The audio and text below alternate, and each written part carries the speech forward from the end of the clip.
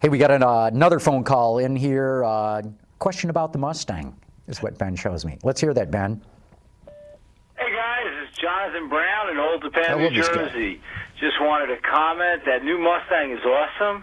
You guys have done a great job with it. You know, even though I'm a GM guy, own Corvettes and Z06s and Cadillac CTSs, I dig that new Mustang. You really have done a fantastic job. It's a hot car. Definitely lifts the segment. Is there any possibility that you'll ever do a DSG tranny, similar, obviously different than the one in the Ford Fiesta, but something like that for the Mustang? You know, able to handle the torque and the horsepower. That's the technology that we're really looking for as enthusiasts, and I just thought I'd ask the question if you're even considering it. Again, the new Mustang's great, the V6, and even better yet, the 412 horsepower V8. Great car. Thanks again, guys. You need to put that in an ad. You need to put that in an ad. That is so great. Yeah, we need to get him back. No, this guy's great. He is. He comes on all the time. He's in, I forget which town in Jersey he's in. Right. Well, John, I appreciate your comments, by the way. It's been a lot of hard work by the team, so thank you for those comments. Again, man, you know, we're looking at all our technology options and where we go with transmissions and everything else. You know, I'm not trying to skirt the questions. I can't tell you about our product lineup and our future product plans, but I can assure you that all technologies are being looked at, including what you've mentioned. So we're taking a look at it. We're going to understand what the best thing to do for our customers is. And yeah, I mean, again, we're looking at everything. Well, Ford's talked a lot about putting DSG with EcoBoost. Yeah.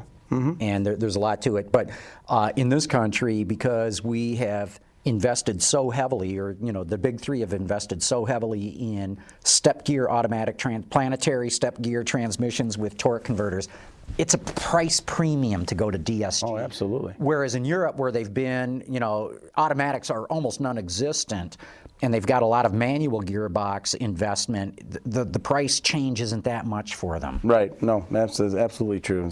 And again, it's all about the price equation with Mustang. So.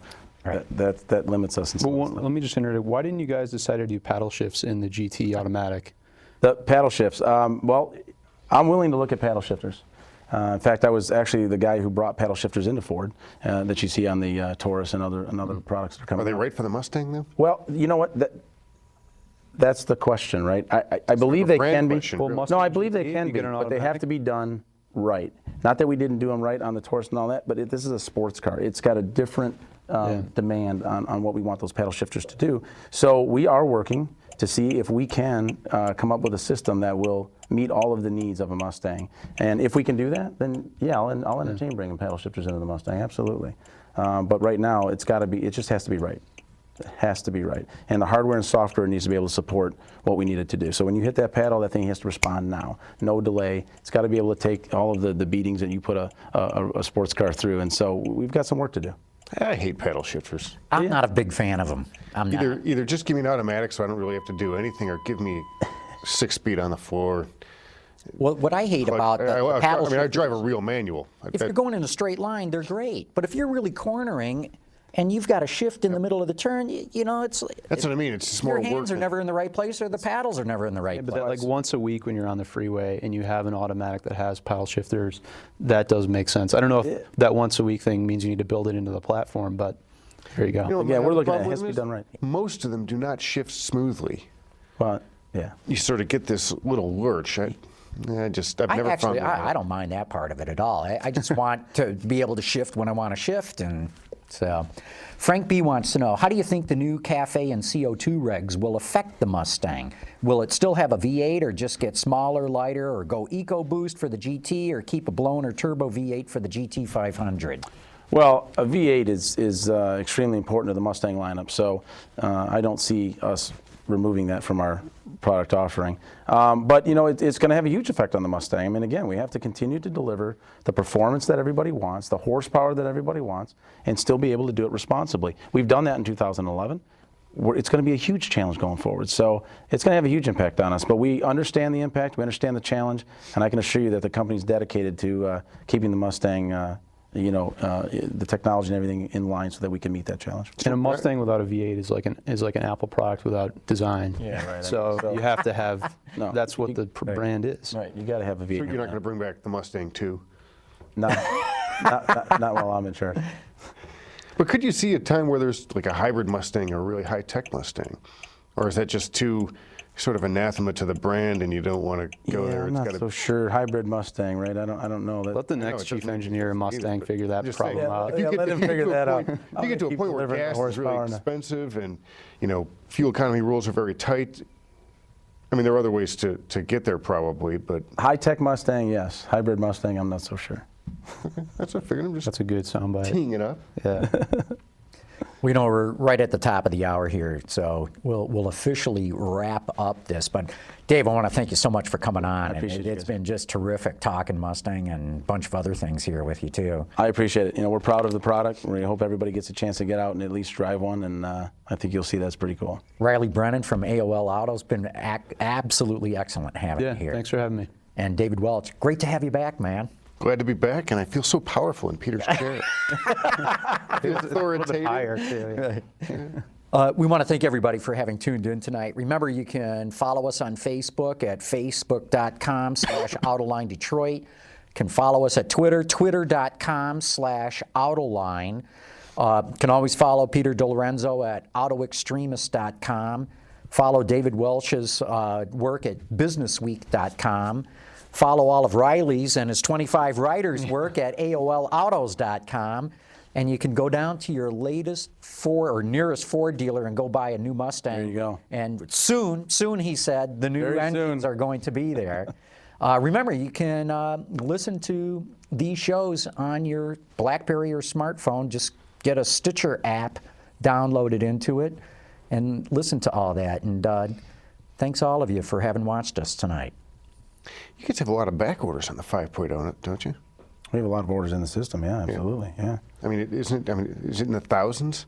Oh, it's about 15,000 orders right now. That's what I thought. Yeah. Yeah, which, like I said, is nearly 3 times what the orders were in 2010 this time. So, Wow. it's it's very encouraging. I mean, and the dealers are really excited about it.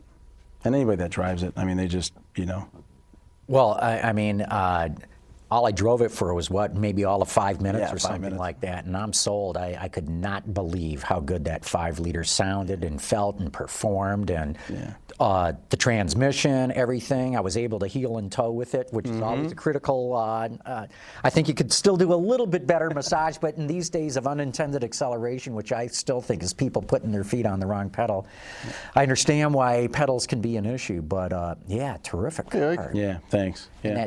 And the convertible you said out there, 5-liter convertible for about $35,000. Yeah, and then That's pretty good price. Yeah, and then after that, I mean, it depends on what you want to option up to, right? I mean, we've got all the technology. We've got nav, we've got HD radio. We've got everything in that car. So you can option up. You can get it about 39,000 or so. What are the lights on the front? Are they HID or? We have HID as an option. Okay. Yeah, optional HID. Yeah.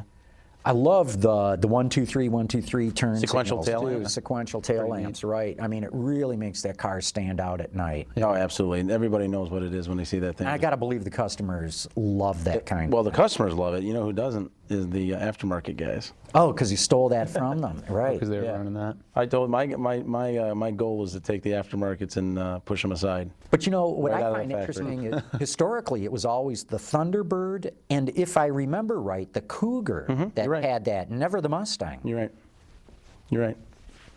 But it just seems so appropriate, doesn't it? Right. But since there's no T-Bird or Cougar, why not the Mustang then? Yeah. No, that was a big hit in 2010, and of course we kept it in 11. But yeah, I mean we've heard nothing but positive reviews from that. You guys going to do more special editions and stuff? You guys have been really good about that, I think. Yeah, we've got quite a few things going on. I mean, we've got a dub edition coming out. So that's But with 22-inch wheels? on our V6 19s. 19. And that's the biggest you can go, right? Yeah. Without reasonably screwing up the warranty and everything like that. Right. So the dub edition is going to be great. It's going to be a V6. It looks phenomenal. It'll be coming out mid this year, maybe more towards August. But we've got the California Special we brought back. That hasn't been here since 2007. But people love the California Special, and so we've done a really good job with that this year. And we have a performance package on our V6. So you take the 305 horsepower engine, and then you put 19-inch. 305 horse. You guys did that just to beat Camaro by a horse. Yeah. Yep. I love the honesty. I love these kind of. Yeah. I'm not gonna lie to you. Yep. That's exactly why.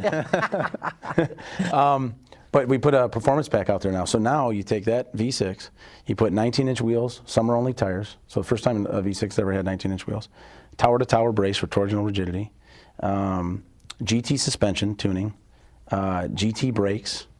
A unique ESC tuning and unique E-Pass tuning. That car is an absolute blast. How much is that package to get?